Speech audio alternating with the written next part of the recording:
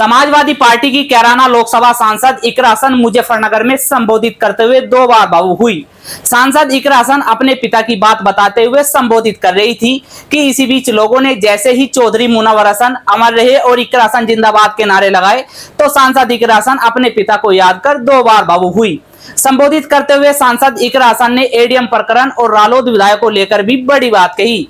यह कार्यक्रम सपा कार्यालय मुजफ्फरनगर पर आरक्षण दिवस के मौके पर संविधान मान स्तंभ दिवस के रूप में मनाया जा रहा था, जिसमें सांसद इकरा हसन मुख्य अतिथि के रूप में पहुंची थी।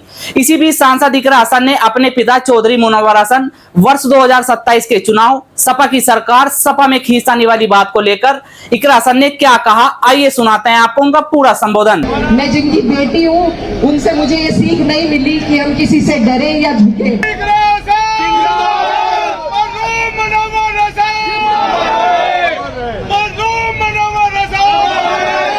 ये मुजफ्फरनगर की धरती मेरे वालिद साहब की कर्म भूमि रही है कि आप लोगों ने आज ये सरकार हमें ऐसी स्थिति में लाकर खड़ा कर दिया है। आप लोगों ने ऐसे वक्त में मेरे वालिद साहब को यहाँ से जिताया था जब टीवी वाले भी दावा करते थे कि चौथे नंबर पर रहेंगे। यहाँ पर सिर्फ हमारे भले ही एक ही विधायक हो पंकज भैया, लेकिन भाजपा का भी एक ही विधायक है। बाकी जितने विधायक हैं वो समाजवादी की वजह से बने हुए हैं, क्योंकि अगर इन्हीं बेईमानों की सरकार रही तो आप और हम इसी तरीके से परेशान रहेंगे। जो एडीएम प्रकरण में मेरे साथ खड़े हैं, आप सबका धन्यवाद देना चाहती हूँ। और ये मेरी बेइज्जती नहीं है, मैं इतनी बड़ी नहीं हूँ, मैं आप सबकी बहन हूँ, बेटी हूँ, लेकिन ये उस पद की, उस सदन की बेइज्जती है जहाँ पर आपने मुझे भेजा है। और हम ये लड़ाई लड़ेंगे, पूरी हद तक लड़ेंगे, आखिर तक लड़ेंगे। जो रास्ता नियम कानून से है उससे हम ये लड़ाई लड़ेंगे, बिल्कुल पीछे नहीं हटेंगे। आज जिस विषय में हम लोग यहाँ इकट्ठा हुए हैं वो इतना गंभीर विषय है कि आज हमारा जो संविधान है, आज के दिन आरक्षण मिला था, लेकिन कुछ लोग जो सत्ता में बैठे हैं, जो सरकार में बैठे हैं, वो रोज कोई ना कोई ऐसी योजना को लेकर आ रहे हैं जिससे संविधान की ताकत को कमजोर कर सके। कभी सामने से प्रयास होता है, कभी पीछे से प्रयास होता है। आप ये देखिए, अगर संविधान नहीं होगा तो हम जैसे लोग जो पिछड़े हैं, जो अल्पसंख्यक हैं, जो दलित हैं, जो वंचित हैं, जो शोषित हैं, उनकी सुरक्षा कोई नहीं कर सकता। मैं नमन करना चाहती हूँ डॉक्टर भीमराव अंबेडकर साहब जी को, जिन्होंने हमें ये अनमोल तोहफा दिया। ये एक सुरक्षा कवच है हमारे सभी लोगों के लिए। इसी से हमें हमारे अधिकार मिलते हैं नागरिक के तौर पर सर उठा के इस देश में जीने के लिए।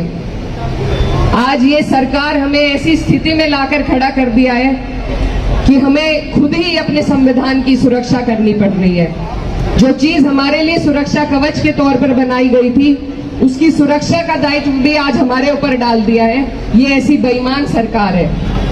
तो इस सरकार को, इसकी नीयत को हमें करारा जवाब देना है।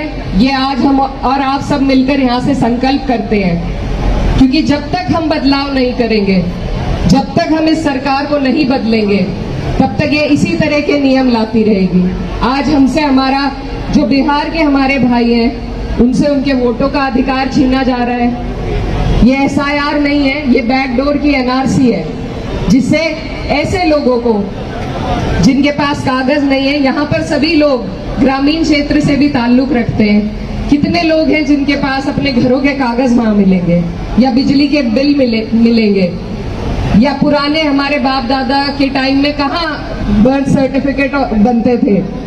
कभी कभी जब म्यूनिसिपैलिटी में आग लग जाती थी तो सारे रजिस्टर वहीं खत्म हो जाते थे। तो आज वो लोग कहाँ से कागज दिखाएंगे। और मुझसे पहले वक्ताओं ने कहा कि जो 60 लाख 55 लाख लोग जिनका नाम निकाला जा रहा है, अगर इतने लोग बाहर से आकर बसे थे इस देश में, तो पहले सरकार क्यों आंखें बंद करे बैठी हुई थी। अब चुनाव से सिर्फ 2 महीने पहले उनके खुद के अपने मंत्री का कहना है, बिहार से जो है, मैं नाम नहीं लूंगी लेकिन आप लोग सब उनका बयान समझ सकते हैं, वो कह रहे मुझे ही नहीं अपने कागज मिल रहे। तो जो लोग सत्ता में बैठे हैं, जो सिस्टम में बैठे हैं, जब वही अपने कागज नहीं ला पा रहे, तो आप और हम और जो अंतिम कड़ी में खड़ा हुआ व्यक्ति है वो कहां से अपने कागज ला कर देगा। तो ये और कुछ नहीं है, ये सिर्फ और सिर्फ आपको और हमें हमारे वोट के अधिकार से दूर करना चाहते हैं। उत्तर प्रदेश की अगर बात करें तो जो स्कूल के मर्जर का नियम सरकार लाई है, गरीब आज ना अपने बच्चे पढ़ा सकता है, ना अपने बीमार का इलाज करा सकता है, ना बिजली की समस्या इतनी बड़ी है, लेकिन सरकार को किसी की नहीं पड़ी है। तो ये सरकार है, इसको बदलने के लिए आपको और हमें संकल्प लेना होगा। कई चुनाव होते हैं, ये मुजफ्फरनगर की धरती मेरे वालिद साहब की कर्म भूमि रही है और इसीलिए यहाँ मेरा कई बार बार आना होता है, क्योंकि आप लोगों से जो लगाव है वो बहुत पुराना है। आप लोगों ने ऐसे वक्त में मेरे वालिद साहब को यहाँ से जिताया था जब टीवी वाले भी दावा करते थे कि चौथे नंबर पर रहेंगे। तो मैं उसके लिए भी आपका धन्यवाद करना चाहती हूँ कि आप लोगों ने यहाँ से उन्हें जिताकर संसद में भेजा, उन्हें अपनी सेवा करने का मौका दिया। इसका एहसान मैं कभी नहीं भूल पाऊंगी, लेकिन आपसे ये जो लगाव की डोर है ये तभी से बंधी हुई है। और मैं बस यही कहना चाहती हूँ कि ये जो हमारा 24 का चुनाव था लोकसभा का, हम पश्चिम में कैराना भी जीते, हम सहारनपुर भी जीते, हम मुजफ्फरनगर भी जीते और ये जीत आप सबकी है। और आपको आत्मविश्वास दिलाने के लिए मैं ये आई हूँ कि यहाँ पर सिर्फ हमारे भले ही एक ही विधायक हो पंकज भैया, लेकिन भाजपा का भी एक ही विधायक है, बाकी जितने विधायक हैं वो समाजवादी की वजह से बने हुए हैं। तो ये पूरा जिला हम जीत सकते हैं, ये पूरा का पूरा जिला हम जीत सकते हैं और हम जीतेंगे।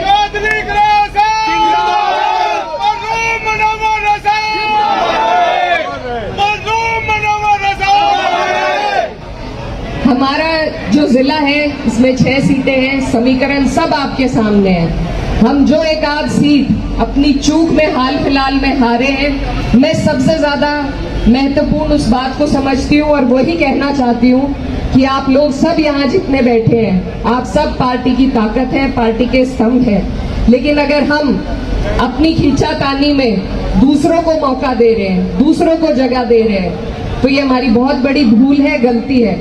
जब सरकार बनेगी, जब माननीय राष्ट्रीय अध्यक्ष जी मुख्यमंत्री बनेंगे, तो एक एक व्यक्ति उनकी सरकार आपने हमने देखी है, महसूस किया है क्या ताकत होती है उस सरकार में। तो उनका एक एक व्यक्ति, एक एक कार्यकर्ता मुख्यमंत्री बना रहता है, इसलिए आपस में झगड़ने की कोई बात है ही नहीं। और हमें बहुत सूझबूझ के साथ, मेरे भाई यहाँ खड़े हैं बहुत सारे, फोटो हम ले रहे हैं, लेते भी रहेंगे, लेकिन हमें बहुत खामोशी और संजीदगी के साथ तैयारी करनी है। यहाँ जितने भी लोग मौजूद हैं, ये कोई एक एक व्यक्ति नहीं है, इनके एक एक के पास मुझे मालूम है पूरी की पूरी विधानसभा को प्रभावित करने के वोट यहाँ पर एक एक आदमी लिए बैठा है। तो आप लोग अपनी ताकत को समझिए, मेहनत करिए और मुझे पूरी उम्मीद है कि आप और हम लगकर जब एक एक सीट पर मेहनत करेंगे तो हम अपना 27 का लक्ष्य जरूर पूरा कर पाएंगे। लेकिन उसमें हमें सोच बड़ी रखनी है, दिल बड़ा रखना है कि मेरी सीट में जीत लूं, अगली कोई हार जाए, ऐसे काम नहीं चलेगा। ये 2 बार से इसी वजह से हम हार रहे हैं। पिछली बार के अगर हम आंकड़े उठाकर देखेंगे तो बहुत कम वोट, कई सीटों पे 100, 150, 350 वोटों से हम हारे हैं। तो हम जितने लोग यहाँ मौजूद हैं, सभी को ये कोशिश, ये मेहनत करनी होगी कि हम अपने लोगों को संगठित करें। टिकट चाहे किसी का भी हो, चुनाव चाहे कोई भी लड़े, आपका हमारा लक्ष्य होना चाहिए सरकार बनाना। क्योंकि अगर इन्हीं बेईमानों की सरकार रही तो आप और हम इसी तरीके से परेशान रहेंगे। हमारे जीने में, हमारे आगे बढ़ने में कोई सुधार नहीं आ पाएगा। तो हमें समझदारी करनी होगी और सिर्फ सड़कों पर उतरकर समझदारी नहीं होती, एक एक वोट को जोड़ के, एक एक आदमी को मनाकर तब जाकर हम सरकार तक पहुंच पाएंगे।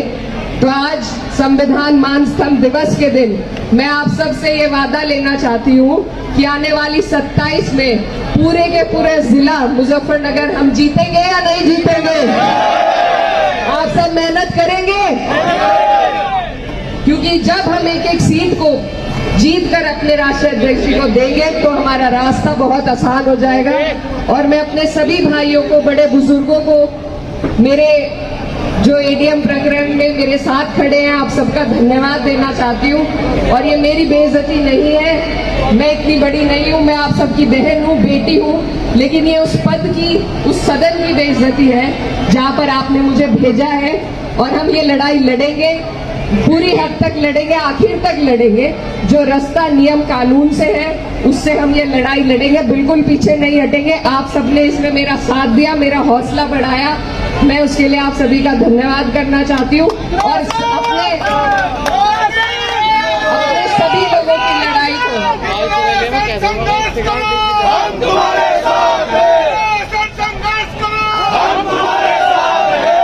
ऐसे बहुत मामले होते रहते हैं और होते भी रहेंगे, लेकिन हम अपनी लड़ाई में, आप लोगों की लड़ाई में कभी किसी के आगे ना तो झुकेंगे ना डरेंगे।